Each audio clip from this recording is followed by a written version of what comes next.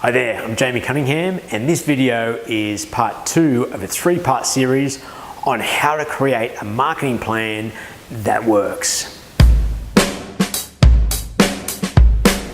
In part 1, we answered some pretty important questions. In fact, questions that you need to find the answers to before you do the stuff in this video. This video is the fun part of choosing what sort of marketing you're going to do. Part 1 is the strategy and the thinking that's going to design and be critical to the content that you're going to put into the marketing you choose to do. So if you haven't watched that, go back and check that one out. But in this video, we're going to be using this tool here, which is our marketing vehicle checklist. And you can download a copy of this one below. But marketing vehicle checklist, well, firstly, some definitions. Marketing vehicles is terminology that we use to describe how you go and market. So social media for us would be a marketing vehicle, or direct mail would be a marketing vehicle, or speaking engagements would be a marketing vehicle. So this checklist, which I'm going to walk you through, we've broken up into 3 categories, if you like, of types of vehicles. The internal, which is things that you do internally, the online or digital, and also the traditional and offline. Let's take a look at how to use this tool. Okay, so if you've got the tool there in front of you, and I'll just throw up here on the screen in case you don't, but you'll see, as I said, on the left-hand side, we've got the different vehicles. Don't worry about that 6-point model section. That's another part of our coaching, which we won't use for now. But essentially, you're going to use this obviously in a checklist fashion, where you're going to look at stuff that you're currently using, look at vehicles you've used in the past, and there's room there to mark down things that are working well, things that are not working, or things that you're unsure of, both in the currently and the used in the past section. And then room to write down, okay, things that you should be doing. Now these not a big fan of that word, but we're going to use it. These are things that you think are short-term, really, should be doing them. They are things that you feel are going to bring results for you in your business. And there could be is kind of the nice-to-have list. This, if we had unlimited time and money, we'd be doing these things as well. And then, of course, the not applicable column.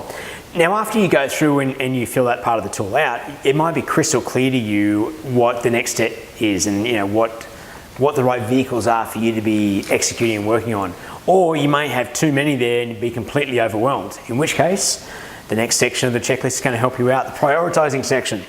So this is looking at 4 key elements or factors that would influence the success or what work is involved in to implement some of these strategies. So we've got skill level, we've got time required, we've got potential results. That one could be a bit of a guess, but you might have a bit of a gut feel around that.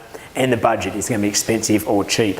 As you allocate a rating or a score to each of those things, you can add them up, and that might help you work out where the lower hanging fruit is and what makes sense to work on first. Before you dive into it though, there are just a couple of other things to consider. Looking at a checklist like this can make it seem quite straightforward, but there's 2 traps, I guess. One is, more often than not, or all things being equal, you want to choose vehicles that you're excited about. The more excited you are about something, the more energy you're going to have for it, the more likelihood there is that it's going to get done. Which might fly in contradiction to something that might be obvious in terms of getting results, but if that thing you find dead boring and you're uninspired by it, you may not do it anyway, which means you're not going to get any results. So that's one thing to consider. The other thing is, it's better to do less than more.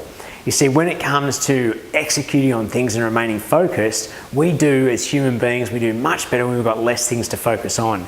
You are better in the next 90 days to do 1 strategy really well than to try and do 5 strategies poorly. If you do 1 or 2 strategies every quarter and do them well, by the end of a year, you'll have a marvelous marketing effort in place, versus if you try and do too many each quarter, at the end of the year, you might have nothing in place. So there's some really key things to keep in mind. Now, of course, going through the checklist, do all that, work out the priorities, and now it's time to actually execute and put into action, which is topic 3 of our 3-part video series.